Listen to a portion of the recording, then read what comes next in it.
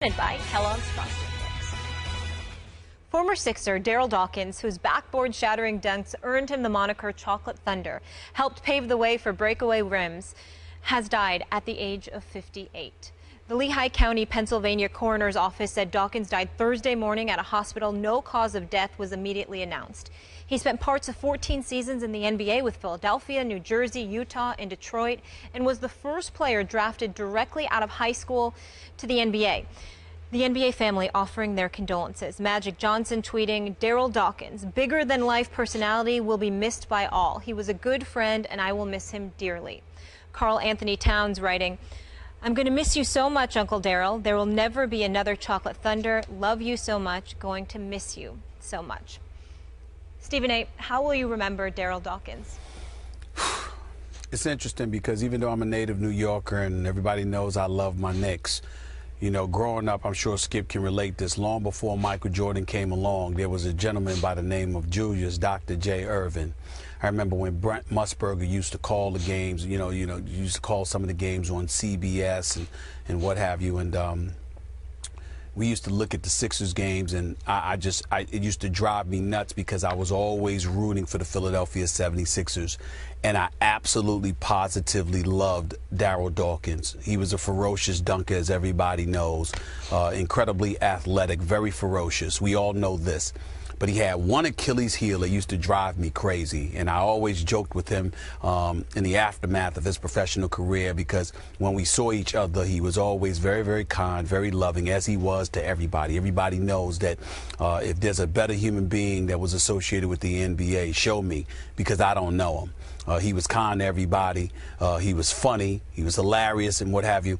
But I used to get on him all the time because I remember so many times, Skip, when I used to watch this guy, and I just used to pray this guy didn't get in foul trouble, because that was his Achilles heel. I think it was like 3 or 4 times that he led the league in fouls. I think 83, 84.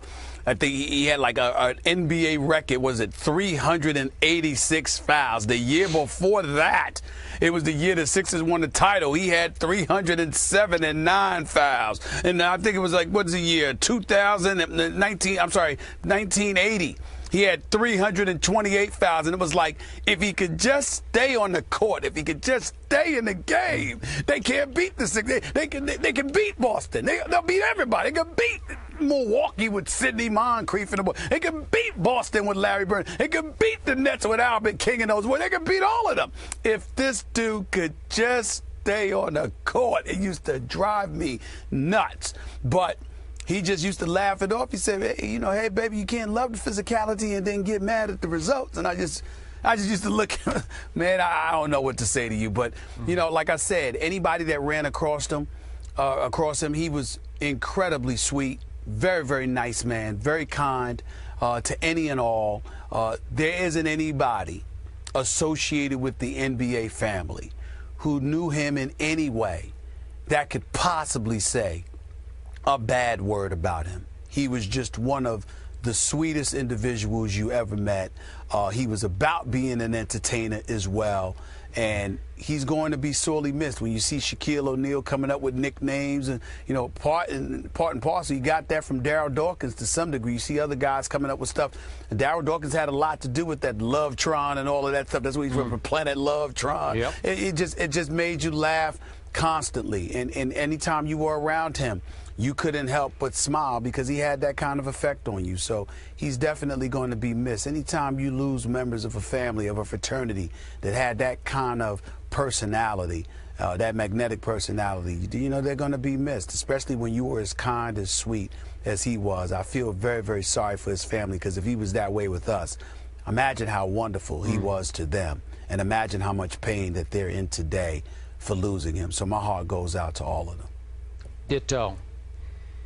I was around him a couple times here at ESPN. Loved every second of being around him, because you could not love it. He was infectious with that huge personality.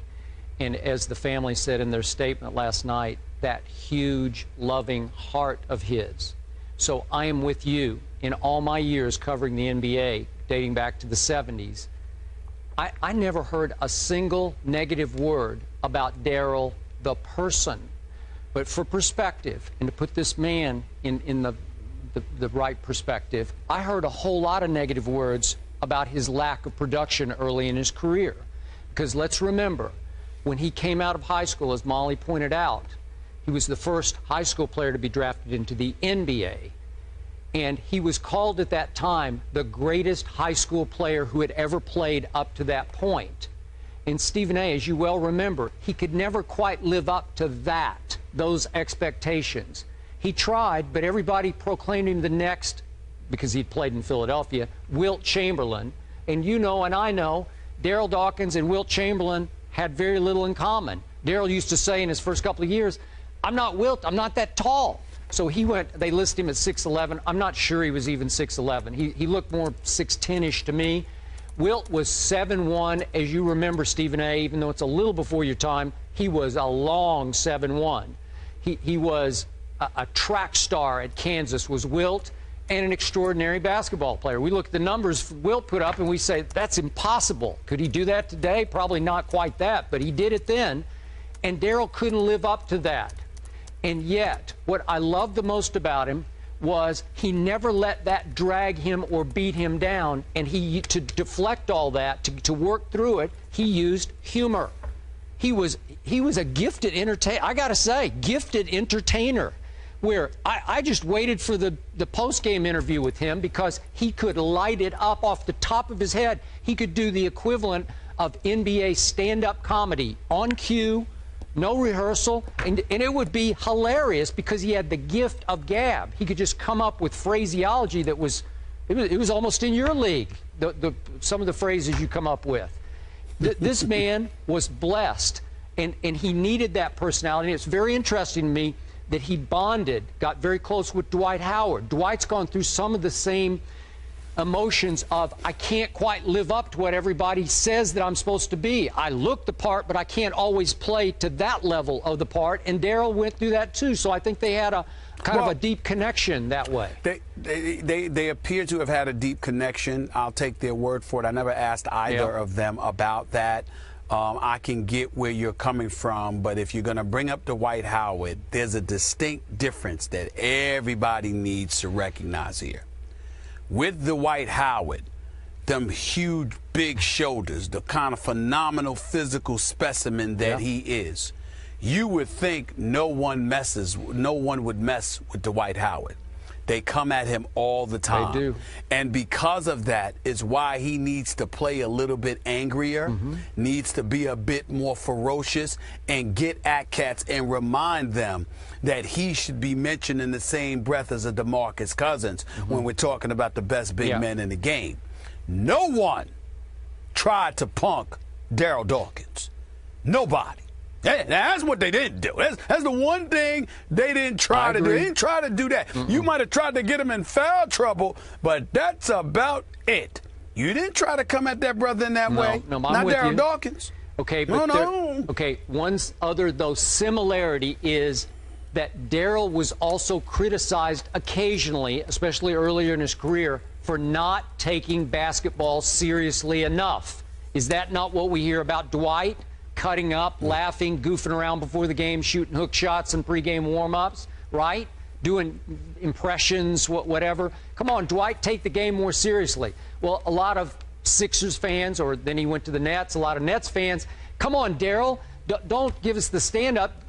Play, perform better, perform at a higher level. And you'd see a burst from Darryl, and then he'd go 4 or 5 games, and he couldn't quite live up to that. Well, isn't that similar to what Dwight's gone through, not taking the game seriously enough? Well, again, I don't think it was one of those things where, Darryl Dawkins was. I don't recall him being accused of not taking, the game seriously enough. I just think that it was one of the. I mean, for me, the years, maybe early, the years that I watched him, that's what I look at. And by the way, even though folks didn't try to come at Darryl Dawkins, it was funny. He did get in a fight with the, with Mr. Enforcer himself, Maurice Lucas, in 1977. I didn't forget that. Please don't think I forgot. But that was Maurice Lucas. You know what I'm saying? Maurice Lucas fight anybody. He was Oakley before Charles Oakley came along. Okay, so outside of that, nobody messed with Darryl Dawkins. But they might have thought that Darryl Dawkins played around a little bit too much or what have you. They might have thought that. But when he was on the court, you knew he was trying to come at you. A lot of guys question how ferociously Dwight is trying to come at you. And Dwight has to change that because Dwight is big time when he wants to be. He just needs to do it more consistently. Well, to your final point, a whole lot of people who played with him, against him, and even now play in this league are going to miss this big man. Yes, they are. Yep. No question. Absolutely. 58 is too young, and Stephen A., as you said, our heart goes out to the loved ones of Darryl Dawkins. Yeah. More First Take after the break.